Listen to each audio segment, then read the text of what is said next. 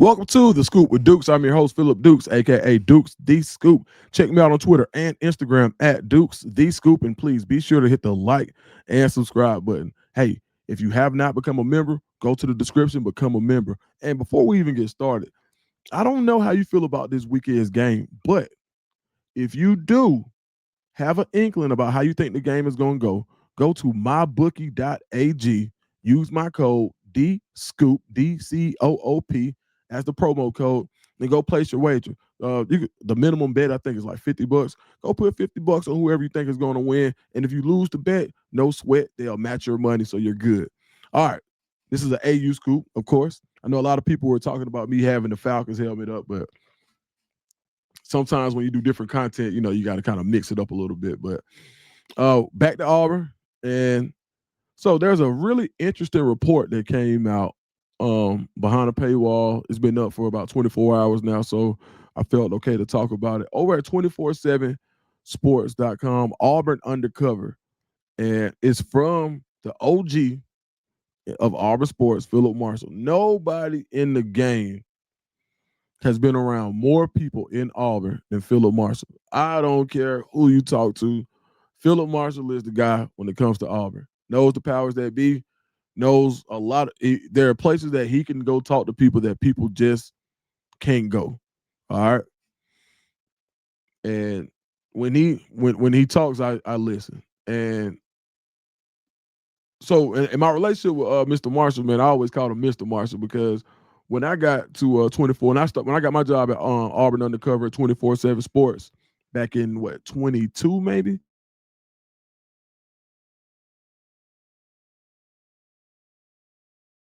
Excuse me, I had to sneeze right quick. All right, I'm back. Caught a little sneeze train, but yeah, back in 22, I was just a guy who previously had built a following on Twitter, dropping information for free. I got a lot of flack. Oh, who is this guy? People still give me flack like he doesn't know what he's talking about. He was wrong about Bo Hughley after I went 19 for 19 on my first 19 predictions, but that's neither here nor there. What happened was just a little bit of the backstory, how I formulated my respect for Mr. Marshall.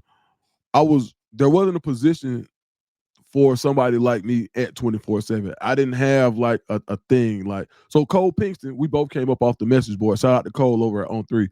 Cole does a phenomenal job. Cole was really tied in with some of the high schools where he was from in Alabama, but those film breakdowns, what he saw and was able to talk about, that gave him a role.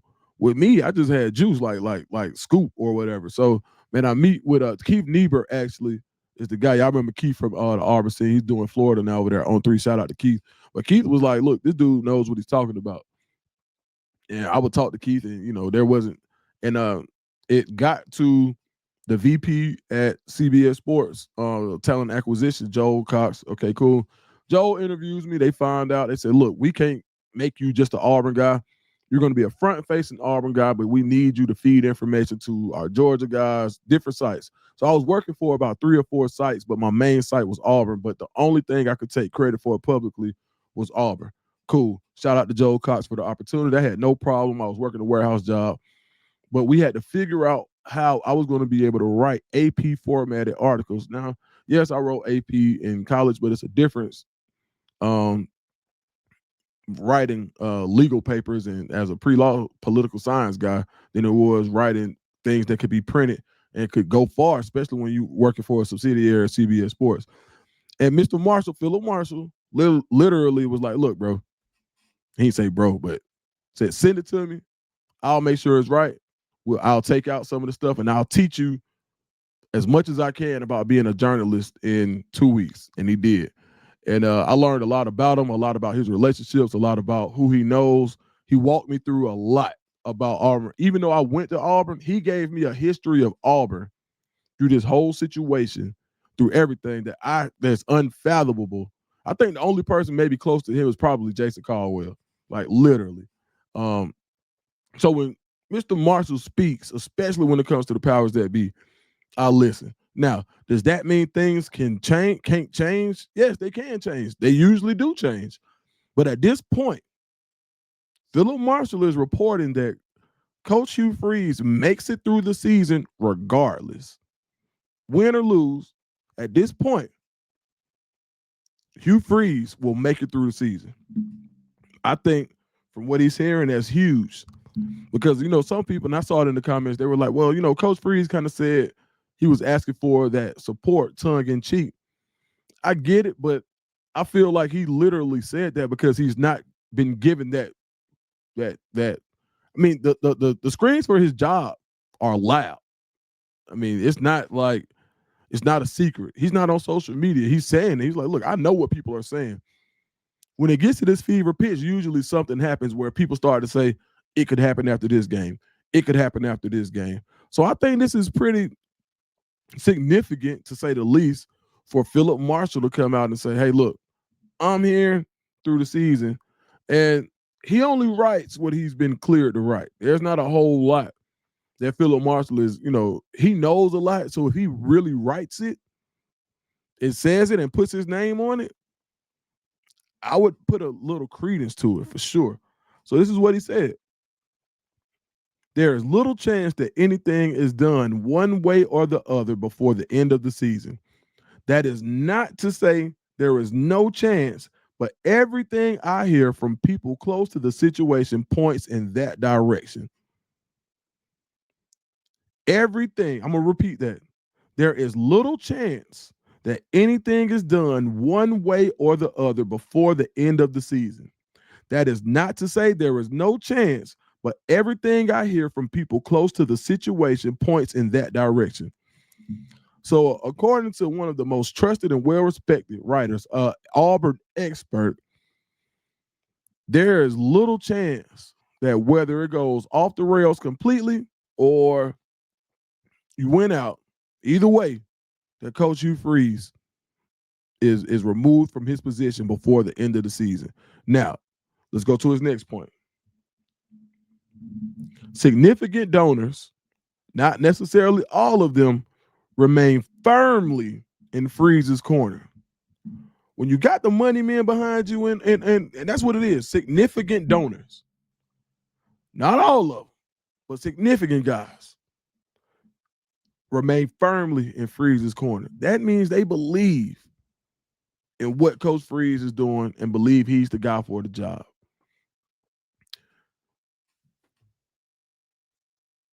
I think a lot of people do understand the fact that you could easily have 2 more wins with decent officiating.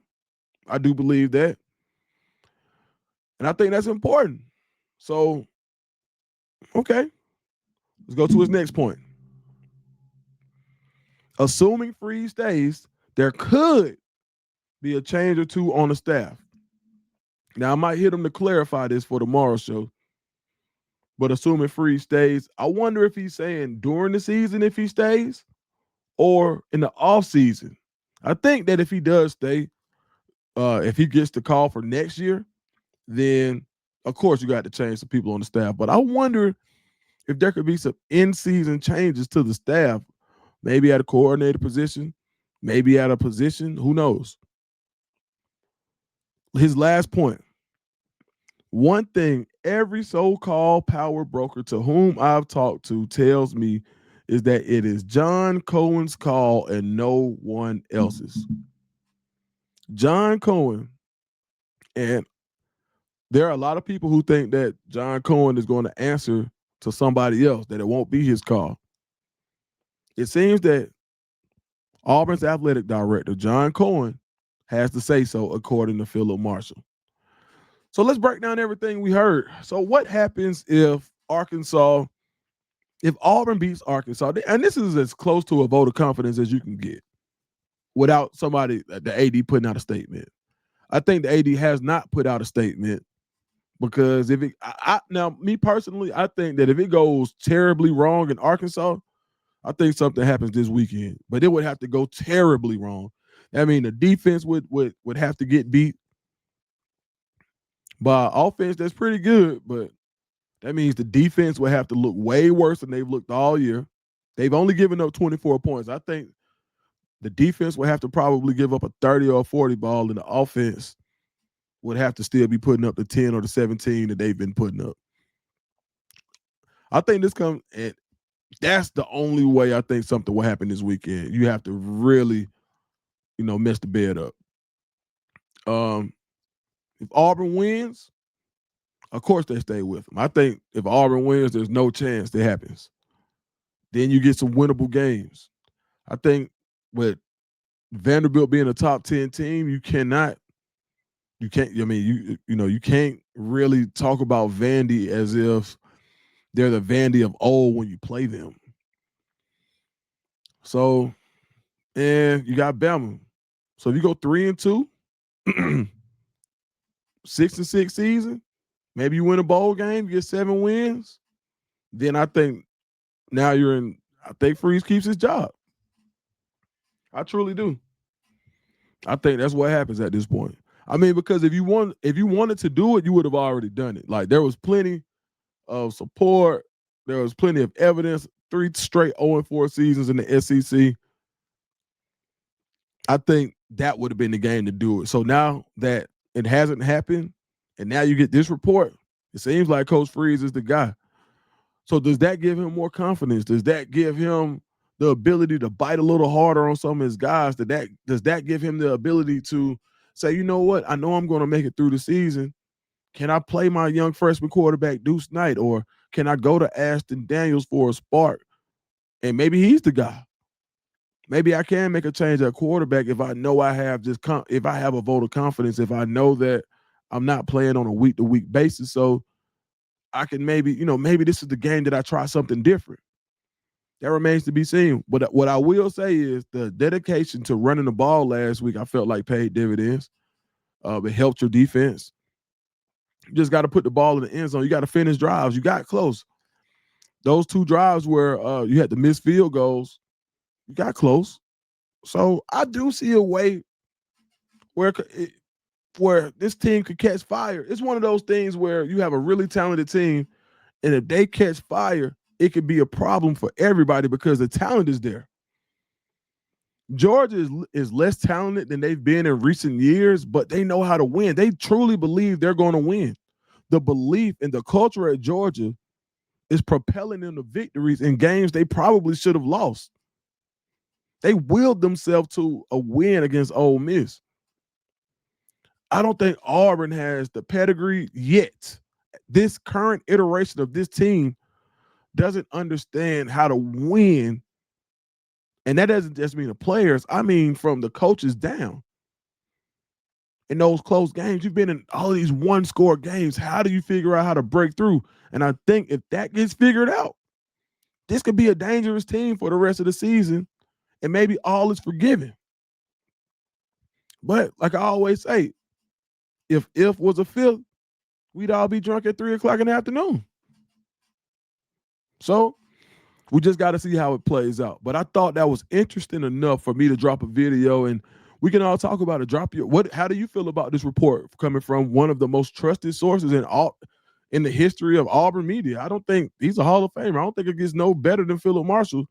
So if Phillip Marshall saying this, I think now, me personal, now to Phillip Dukes, not Phillip Marshall, me, DukesTheScoop says, I think if it goes off the rails, you can see something happen this week. But it would have to go off the rails bad. I think last week after the Missouri game was a huge vote of confidence for Coach. Whether it was intended or not, I think him keeping his job after the Missouri loss was a huge vote of confidence. And, hey, man, relax. Keep doing what you're doing and prove if you can be the guy to fix it. Drop in the comments if you think that's the right approach. All right, that's my time. I'm out.